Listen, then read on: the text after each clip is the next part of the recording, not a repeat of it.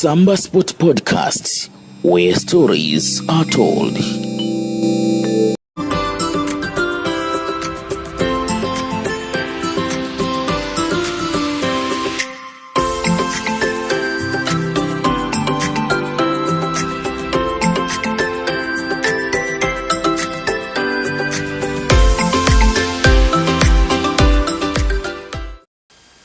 Ujambo na karibu mpenzi mtazamaji ndani ya Dira Rahma. Shukran sana kwa kujiunga nasi tena siku ya leo. Na siku ya leo studioni kama ilivyo ada tupo na mgeni ambaye kabla ya kuongea atakuwa anajitambulisha na vile vile atajieleza, atuambie anafanya nini huko nje ili kujisaidia kimaisha. Karibu sana mgeni wetu. Asante kwa fursa hii kwanza kuhudhuria mahali hapa. Kwa majina mimi naitwa Majaliwa Juma Ranguo. Mimi ni msichana ama wanadada mwenye miaka 21. Mimi ni mzaliwa wa Tiwi lakini kwa sasa ni mkazi wa Likoni kule Mombasa County 001. Mimi ni mwigizaji chipukizi. Lakini kwa sasa pia nafanya kazi na shirika linaloitwa Samba Sport kama assistant admin pale, yani ukiingia tutanikuta. Na licha ya hayo mimi ni youth leader na pia na advocacy ya mambo ya PWDs for inclusivity. Hayo ndo nafanya na huyo ndo ni Majaliwa kwa sasa. Mashaallah. Na mpenzi mtazamaji, siku ya leo tutakuwa tunaongelea studies za maisha ambazo kwa kimombo zinaitwa life skills. Na haswa tutakuwa tunaongelea ile self acceptance ambayo kwa Kiswahili ni ile hali ya kujikubali, na vile vile tutaongelea self esteem, ile hali ya kujiamini. Na kabla tujaanza mpenzi mtazamaji, ningependa tu kukuambia kwamba mbona tulichagua topic hii ya studies za maisha. Ni kwamba topic hii ni muhimu sana kwa vijana pia watu wengine huko nje, kwa sababu ni vitu ambazo sisi kama binadamu tunafaa kuwa nazo ili tuweze kukabiliana na changamoto za maisha za kila siku. Kwanza kabisa mgeni wetu Majaliwa, unaposikia hili neno self acceptance, nini inakuja katika akili yako ama unaelewa vipi self acceptance? Mimi nikisikia self acceptance ina maana ile hali ya kujikubali.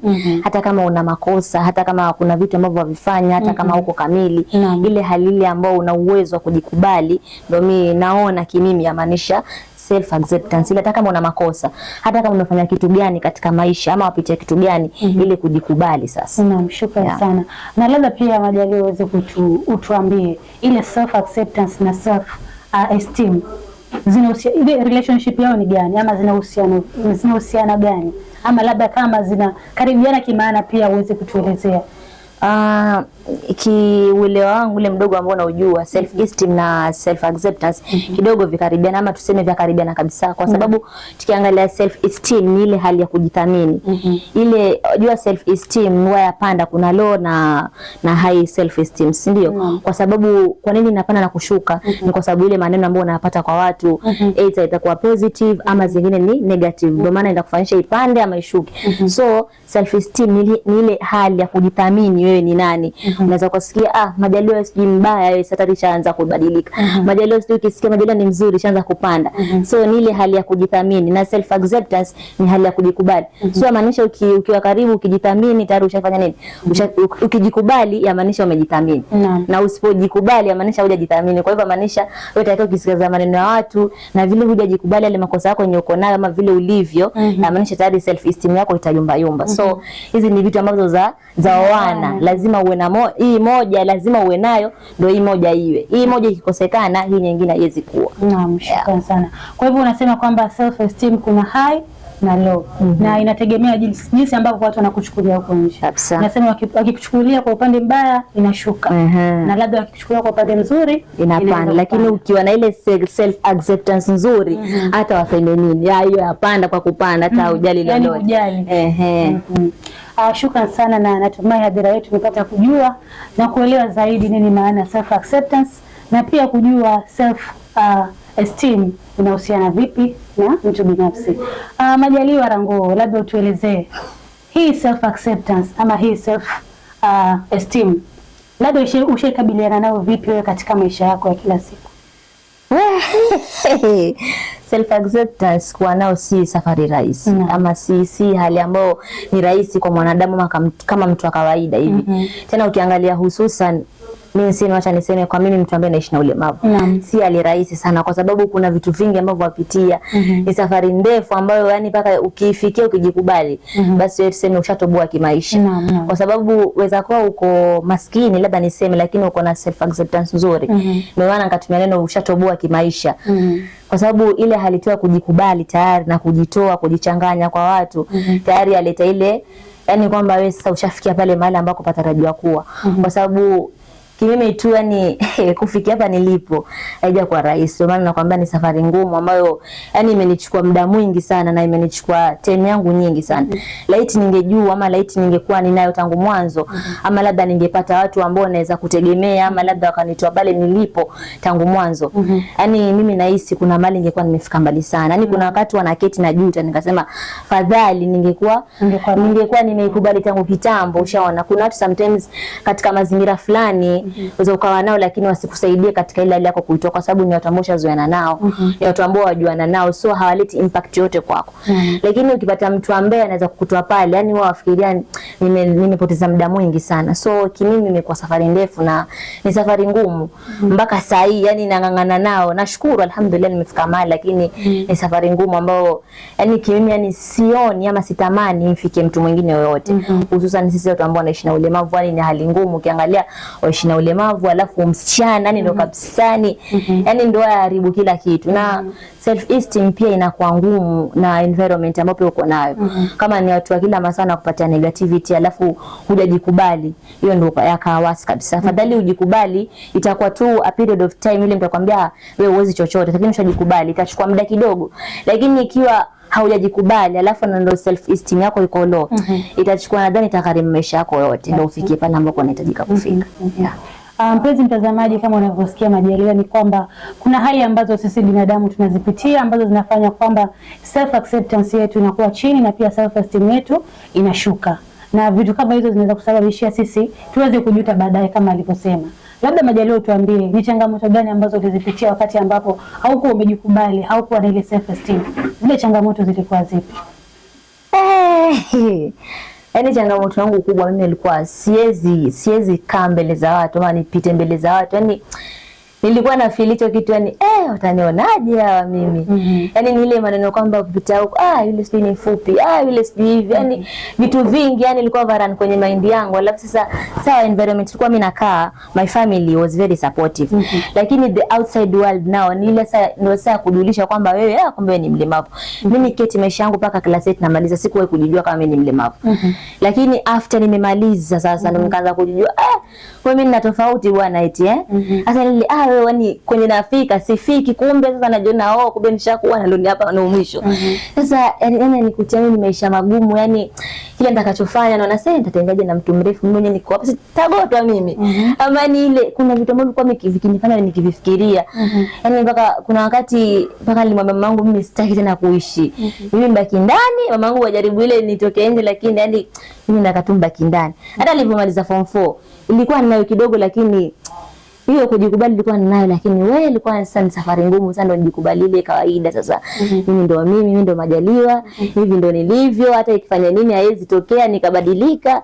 Yani ilikuwa safari ngumu sana kwangu hata kujikubali nifike hapa. Ilikuwa siwezi kabisa. Yani ilinitoa mbali. Manake ile kutoka tu kuketi na wenzangu siwezi, sijui niende sijui harusini siendi, sijui nitoke kwenye kitu chochote siendi, sijui nikutana wote siendi. Mwanzo nikiona mtu mwingine ni mlemavu yani ndio sitaki hata kuongea naye. Na nakwambia hata yani sitaki. Mimi ndio niko hivyo lakini mimi sitaki kuongea naye yani. Sitaki kumuona yani mimi nilikuwa na feel low ile familia hata wakija siwezi gaza nao vizuri yani wako nje lakini mimi mwenyewe ninapila tu ndani. Yani nilikuwa ni hali ngumu yani na sitaki yani ijirudie tena katika maisha yangu hata wasipendi kuielezea. Yaani nilikuwa nikieleza bebe nalia lakini siku hizi naona labda niko kwenye process za healing. Sasa mimi naongea tu. So ni kitu ambacho ni kigumu kukipitia. Hizo ndio changamoto kwa nikizipitia by the way. Nikienda school vile najiona mimi kumbe niko tofauti sana. Ubao uko huko ninaenda kujibu swali form 1 hapa najikuta kumbe sifiki mimi kumbe ni mfupi wao hapa mama yangu naishije mimi. So ilikuwa ni kazi ngumu sana. Siki mahusiano, siki mahali popote yani akaangali ngumu mpaka mtu akukubali vile upo wewe yani Hata mtu kwamba sikupenda za kufikiria anipendi kwa sababu venye ni mfupi, anipendi venye mimi ni mlemavu, anipendi venye mimi niko vipi, kwa nini anipendi, kwa nini? Sasa utafikia mahali uanze kuforce issue. Sasa mimi anipendi kwa nini? Mimi wala anipendi kwa nini? So ni hali ngumu kupitia bidii. Labda utuambie Majaliwa, ni watu gani ambao walikushika mkono katika safari yako hadi wakati huu ambapo umeweza kujikubali kwamba wewe uko hivi na hivi na kuna vitu tofauti ambazo unaweza kuzifanya? Mimi naweza sema mtu wa kwanza ambaye alinisaidia yani mpaka kufikia hapa nilipo, naweza sema ni familia yangu, hususan mama yangu. Alikuwa ni mtu wangu wa karibu, ni mtu ambaye kila siku anipatia hopes, ananiambia mwanangu hivyo ndio ulivyo. Yaani nilikuwa ni mtu ambaye kila masaa ni wanipatia that chance ya yani nijikubali ama nijielewe mimi ni nani. Kila akiketi wajaribu kunielezea. Mtu mwingine naweza sema nilipofika high school ni mwalimu wangu wa English. Huyo mwalimu wa Mr. Marine, popote ulipo kama utaiona hino. Yaani naweza sema asante sana kwa sababu yeye ndo aliniingiza mwanzo katika sanaa, kwa sababu nilienda tu aliniambia njoo siku kesho asubuhi rauka twende mahali. So nilivyoamka tukaenda zetu kwa mahali kwa ni interview ya kuigiza. So mimi sikufanya mambo mengi, nilivyoenda pale tu mwenyewe nikacheka tu na sauti. Basi wakasema tutamtaka yule msichana pale. Sasa nikajikuta kumbe nina kitu naweza fanya. Yaani kucheka tu ndio kunisaidia kuisha. Chaupachi kwenye maisha mimi. Kucheka tu. Akaja kanipata unajua kitu gani ambacho kikufanya nini? Huko kucheka na nilikuwa natafuta hiyo pati hiyo. Tukasema kuisha. Sasa ndio ikawa safari yangu ya kwanza mimi kujijua kwamba kumbe nina thamani. Ndio nikaanza kujikubali kumbe naweza fanya kitu kama hichi. Basi hivyo nilivyomaliza nikaanza hadi sana ndio ikaingilia hapo. Mtu mwingine anasema mtu ambaye alinizidi kunifikisha hapa nilipo mpaka zene za jiamini. Kuna mtu wa Babji kama mjua. Huyu kijana sijui mimi niseme vipi, lakini safari yangu ya uigizaji ndio amezidi kuinoa sana. Kwa sababu tangu nilipoingia Samba Sport, nilimkuta katika mambo ya Samba Sport. Kwa hiyo kilichomsaidia kwa hivyo nilipoingia Samba Sport ndo alikuwa kwenye kitengo cha creative and arts. Na alinipokea vizuri sana yule kijana. Yaani hakujali mimi niko vipi wala vipi. Yaani sijui aliona nini, mimi sijui. Kwamba sometimes kuna mtu akaona mbele yako bila wewe kujua. So mimi nilipoingia pale akanikubali, nilivyomwambia mimi naigiza, akanikubali tangu tulivyokuwa kuna Mr. and Mrs. Samba. Aliniona huko tukifanya vindumbwe. So akaniambia nitakuhitaji.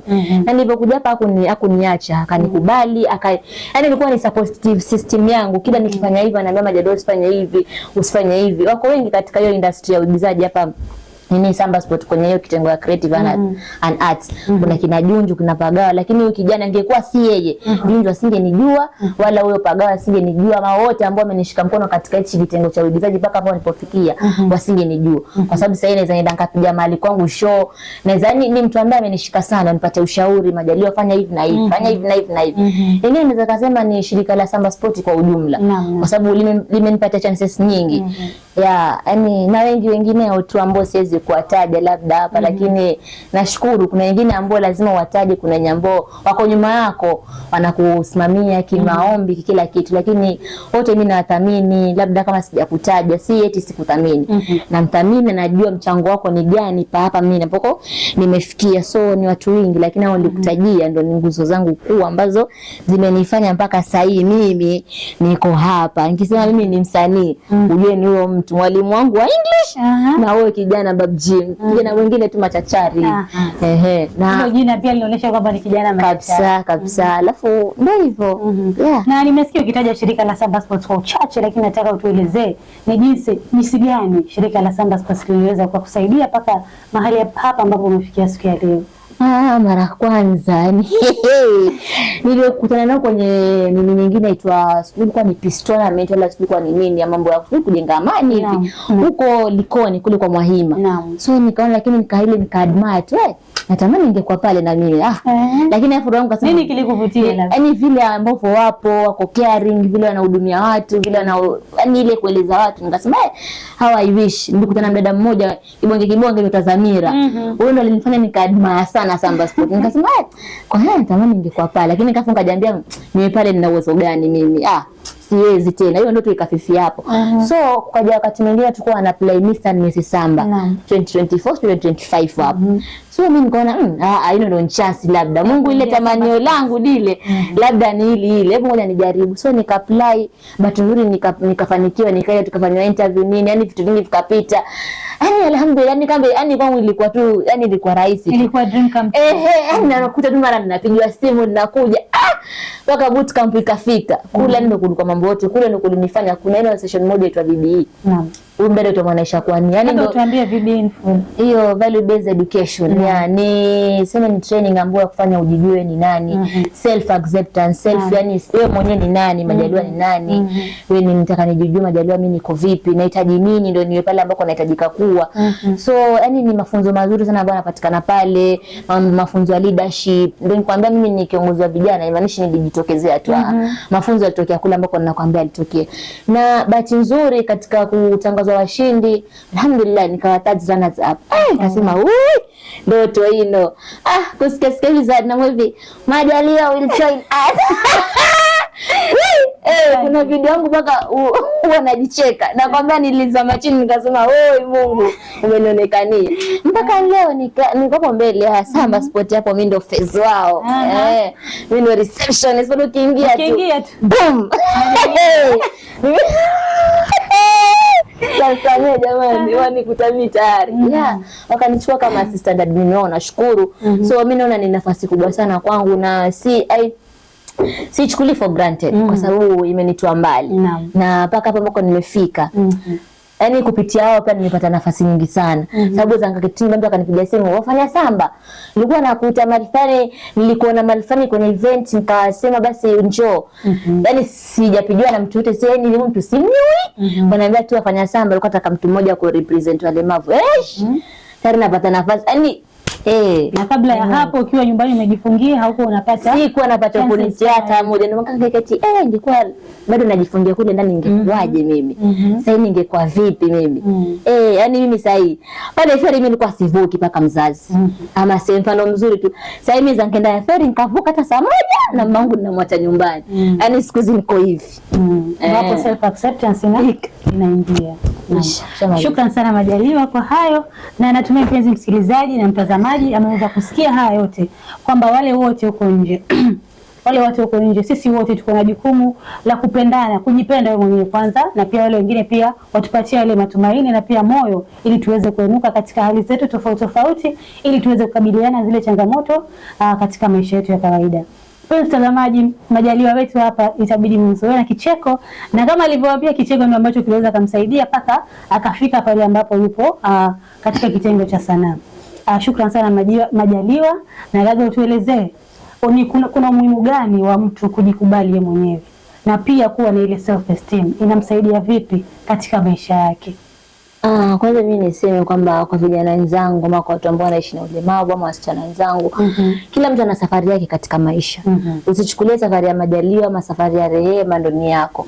Kila mtu ana vile ambavyo mwenyewe yuaishi maisha yake. So usifananishe ukasema Majaliwa vile yuko, pia mimi kuna changamoto nazipitia.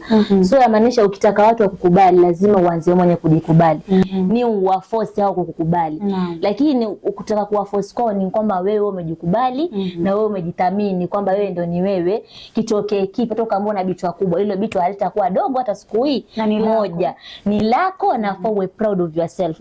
Na kujikubali, yani hata kama wewe wafanya makosa kiasi gani, hata kama wapitia kitu gani, wewe wafanya mazuri, wafanya mabaya, afu ujikubali kwamba huyu ndio mimi, ndio mwenye mapungufu haya ni yangu, na ujue vile ambavyo utakavyoishi nao ndio utamfanya Majaliwa ama mtu mwingine pale nje aweze kuangalia akasema kama Majaliwa mwenyewe yuko vile na wafanya hivi, mimi si pia nifanye. Sasa pia umepatia ile admiration ama umepatia mtu mwingine pale nje nafasi ya yeye kujikubali. So ukianza kusema mimi sasa siwezi fanya kitu chochote, mimi nitaka watu wanipende, na ukitaka tu kufanya kitu for validation, hautawahi kujiamini wala hautajithamini hata siku moja.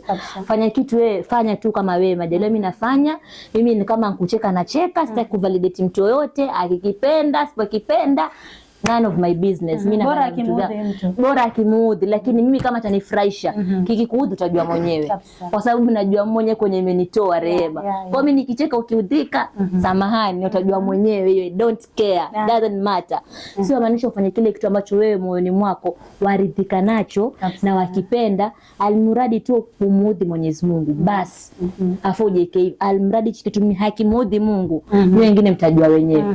Kwa sababu ya naijua mimi pale ambako kuna safari imenichukua.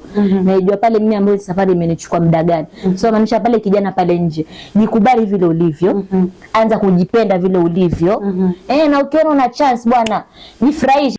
Tunapohitimisha Majaliwa, ningependa uelezee kijana yote kule nje ama mtu yote yule ambaye labda hana ile self acceptance ama self esteem, umuelezee chochote kile ili aweze kupata kujikubali na pia kujiamini kwamba anaweza fanya kitu chochote ambacho kinaweza msaidia katika maisha yake.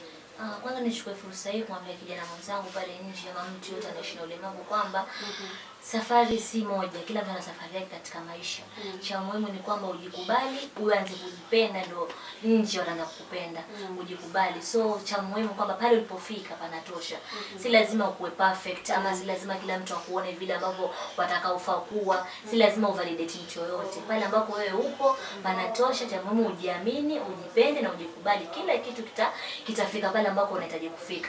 Na hata kama siona umefeli kimaisha, bado hujafeli. Ukijikubali na ukijiamini, hapo tayari panatosha pa kuanza. So mimi cha Mungu nasema tu mtu ajipende, ndio mtu mwingine atafanya nini? Atakupenda. Wewe alimradi wewe wafanya kitu kinakupendeza na Mungu kinapendeza, au wengine hata sio kuwajali, kwa sababu mwenyewe wajua pale ulipotoka.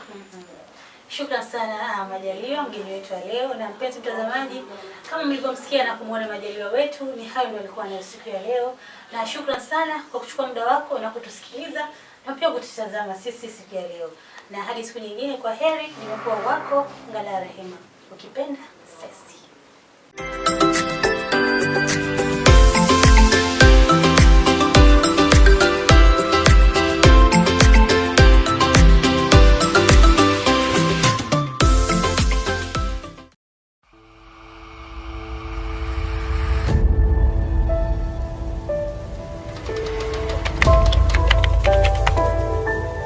Samba Sport Podcast, where stories are told.